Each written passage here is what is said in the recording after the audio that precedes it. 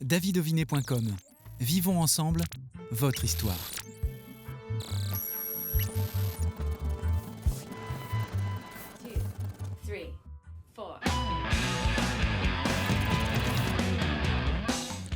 S'il y avait un royaume de la connerie, il en serait probablement le roi. Bienvenue dans l'émission consacrée à Philippe Mindron.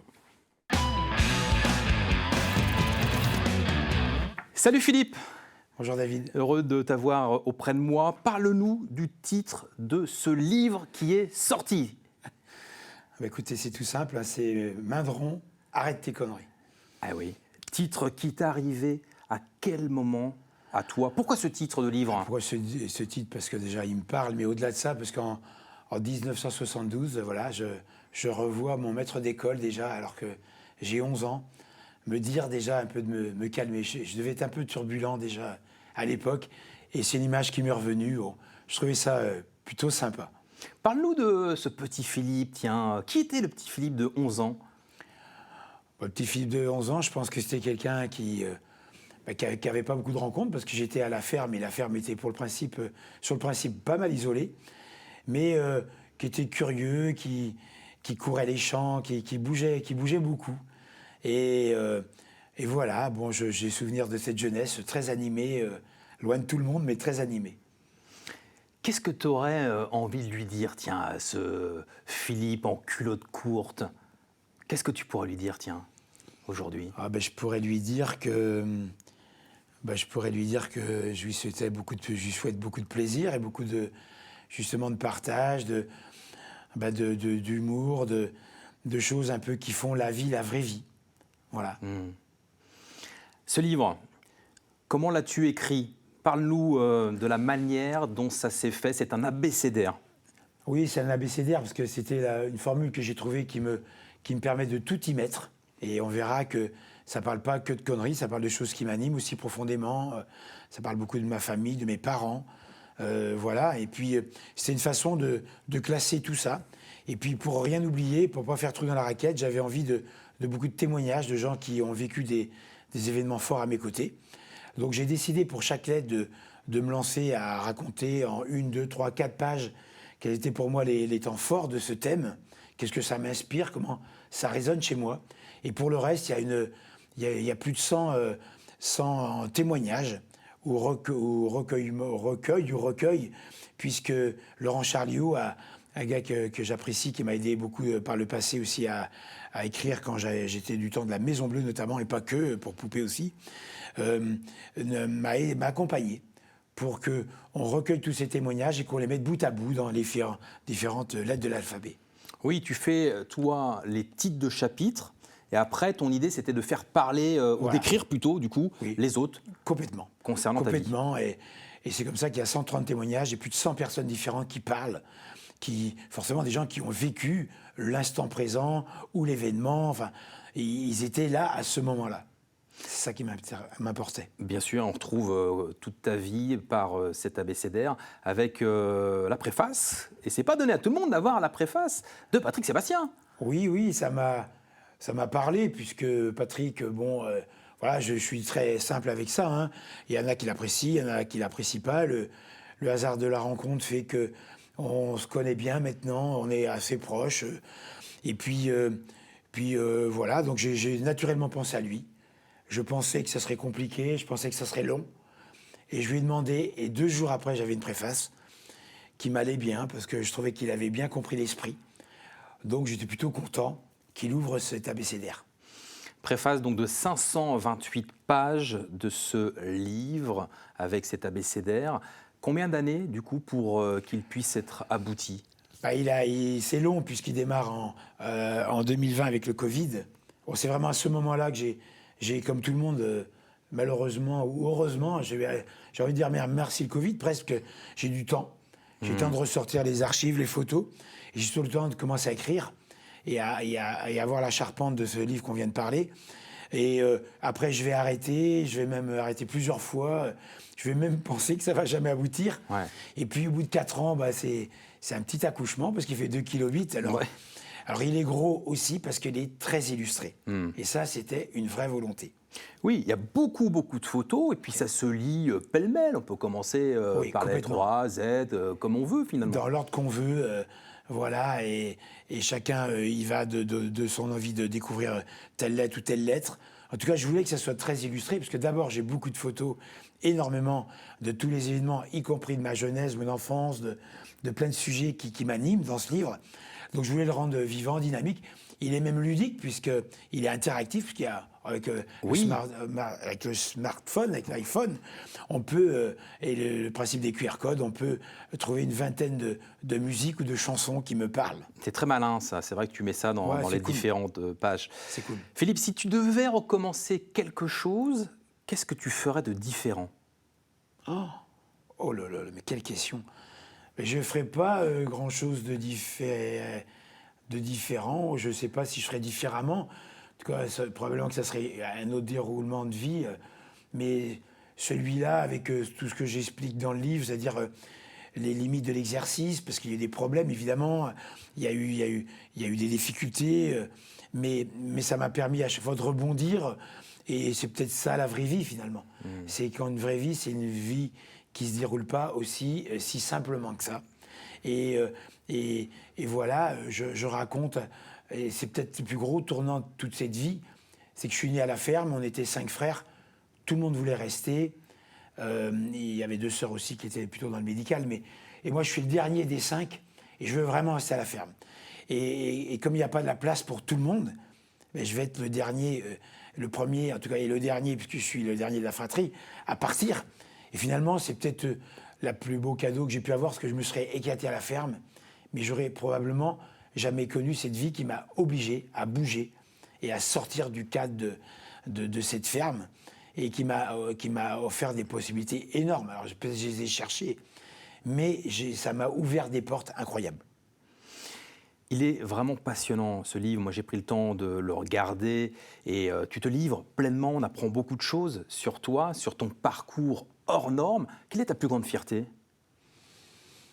La plus grande fierté aujourd'hui, oui, c'est peut-être de voir que les enfants, les 4 enfants pour lesquels on a vraiment, avec Christiane, laissé cours à leur vie, et ça c'est assez précieux pour pas qu'on s'en mêle, ben, les voir, là, Thomas, aujourd'hui investi dans le festival de poupées, Jocelyn qui, lui, à travers l'amour de mes vieilles pierres, je raconte comment je suis tombé amoureux des vieilles pierres, à travers des hasards de rencontres, une fois de plus, m'a aidé à travailler là-dedans, et est parti dans le bâtiment, et aujourd'hui reprend la suite de la Vallée de la Roche, qui est un site qui nous anime profondément pour faire des séminaires ou des mariages, et c'est bien. Et la 3e de mes filles qui vient dans Maindron Productions, et la 4e qui est dans l'optique, mais qui est passionnée d'événementiel. Enfin, ça me fait plaisir de les voir, finalement, pour chacun et chacune d'elles, s'intéresser à ce que j'ai pu construire, finalement. Et ça se fait naturellement. Et ça, c'est sûrement le plus beau cadeau. Tiens, si tes enfants te posaient cette question, tiens papa, c'est quoi la définition du succès, la définition de la réussite? Qu'est-ce que tu répondrais? Du succès, j'en sais rien. En tout cas, du fait que tout ça, ça a plutôt bien marché. Alors, cette récompense de tout ça, la plus forte, c'est sans doute le festival, qui est porté aujourd'hui par une équipe incroyable. Je rappelle qu'il y a 1000 bénévoles. Alors, même si je suis la flamme qui lance cette histoire-là, franchement, ça ne peut pas marcher sans tout ce qui se passe autour. Mais la plus belle, la plus spectaculaire, en tout cas des réussites, c'est peut-être celle-là. C'est partir d'un moulin de paille, de faire des paniers auprès de la cheminée avec un grand-père, et puis de penser qu'un jour ça va devenir ça. Mais ça, tu ne peux pas l'imaginer 30 secondes. En tout cas, c'est ce qui se passe aujourd'hui. Donc peut-être c'est ça qui fait qu'aujourd'hui, ça m'anime profondément de voir que des histoires comme celle-là, ou celle de Maindron Productions, mais je pourrais en citer d'autres aussi. Hein. Les Meules Bleues, on va fêter les 10 ans, mais quel parcours! 1300 entreprises différentes qui ont au moins fait un jour, une fois, les Meules Bleues dans leur vie d'entreprise. Hallucinant. Quelles sont les conneries, Philippe, que tu n'as pas encore réalisées, que tu souhaiterais absolument faire, allez, dans les 5 ans qui arrivent? Les 5 ans qui arrivent. Bon, ben, j'en ai une qui sera plus, qui me concernera plus moi, mais vous découvrez dans le livre aussi que plein de choses insolites, hein, mais que je suis devenu du coup parrain des événements qui était un événement fort qui s'appelait le NGO, les Nains de Jardin Olympiques. J'ai du coup récupéré une collection de nains de jardin de 350 pièces. Et ces nains de jardin, j'ai envie de les faire voyager dans le monde. Je vais lancer un site qui va s'appeler, mais très bientôt, adopteunnaindejardin.com. Et le monde entier va pouvoir adopter des nains de jardin. Il y aura une charte d'adoption, bien sûr. Mais je vais surtout, moi, aller, une fois qu'ils seront adoptés, à la rencontre des nains de jardin. Pour voir s'ils se portent bien. Bien sûr. Voilà, si dans les familles d'accueil, ça se passe bien. Pour leur donner à manger aussi, j'imagine. Il faut leur donner à manger. Il va falloir que les familles d'adoption s'en occupent bien. Ouais. Et je vais surtout aller à leur rencontre. Et je vais surtout faire en sorte que toutes ces familles d'accueil, un jour, je puisse les inviter à venir me voir. Donc, je rêve que le monde entier débarque en Vendée. Et plus particulièrement, sans doute, à la vallée de la Roche à Tifauge, où j'imagine que le temps d'un week-end, voilà, toutes les familles d'accueil peuvent me retrouver. Et ça peut être très beau, puisqu'une fois de plus, c'est des rencontres, du partage, parce que derrière la légèreté, il y a le sens que je vais donner à ce projet. On va suivre évidemment ce projet. Quelle est la chose magnifique qui pourrait t'arriver, tiens, prochainement, une chose magnifique qui vraiment te ferait énormément plaisir dans les 6, 7, 1 an, 2 ans? Oh, mais la chose la plus magnifique, c'est que non, mais c'est bête de dire ça, mais c'est que comme tout le monde, on garde la santé, puisque c'est quand même le plus précieux. Plein de fois, je mesure la chance de la voir et de la voir longtemps, puisque je viens de passer les 60 ans. Alors, je ferai pas le double, c'est sûr, mais il y a encore des belles pages à écrire, et Dieu m'a permis de me la donner, pour que je garde longtemps la patate et l'envie. Et l'envie de faire aussi un tome 2, parce que tu viens de sortir le premier, mais il y a encore de belles histoires à raconter, de belles conneries. Oui. Les nains de jardin, et plein d'autres encore. Oui, il y en a plein d'autres, que je parle dans ce fameux livre. Non, mais franchement, des conneries. Alors, la connerie avec un grand K, comme je dis dans mon livre, parce que à la lettre K, c'est K comme connerie, parce que celle-là aussi, pourquoi pas. Mais il y en a plein à écrire ensemble, à partager intensément. Mais je continuerai à en faire des conneries qui finalement sont pour moi des choses qui résonnent, qui sont bienveillantes. On parle du cheval à 2 pattes, on parle des safaris musicaux, on parle même du loto-popo qui à la base est rigolo, mais quand derrière il y a une bonne action, tout ça, ça a du sens. Ouais, belle action d'ailleurs à partir de demain avec la roue cool qui démarre.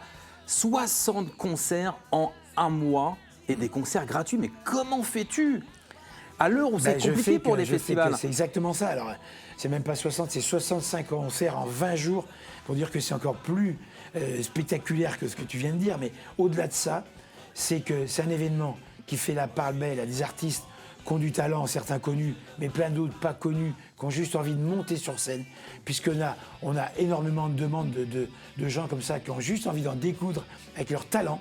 Et je veux que ça soit gratuit, parce que je veux que ça soit populaire, festif, ouvert à tous. Et ça, c'est la 3e édition, et ça marche bien, parce que l'année dernière, on a fait 40 000 personnes.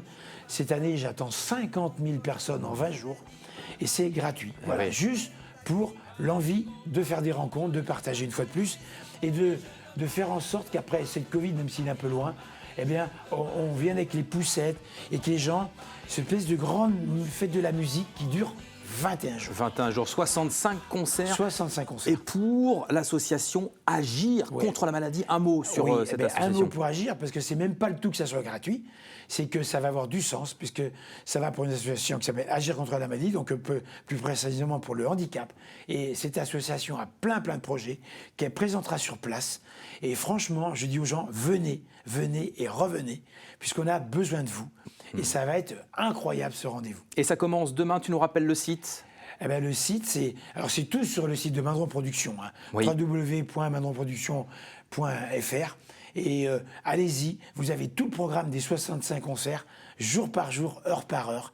Et je vous attends très, très nombreux. Et sur ce site, on retrouve toutes tes conneries avec, évidemment, Poupée, le reste. Et on retrouve aussi le livre. Et le livre de la vente en ligne. Et on trouve aussi les 20 points de vente où il est en vente en Vendée, et en Loire-Atlantique, en Maine-et-Loire et en Deux-Sèvres. Merci Philippe d'être venu pour nous parler de ce bouquin. Merci de nous avoir suivis. Et on se retrouve la semaine prochaine pour un nouveau numéro de Backstage.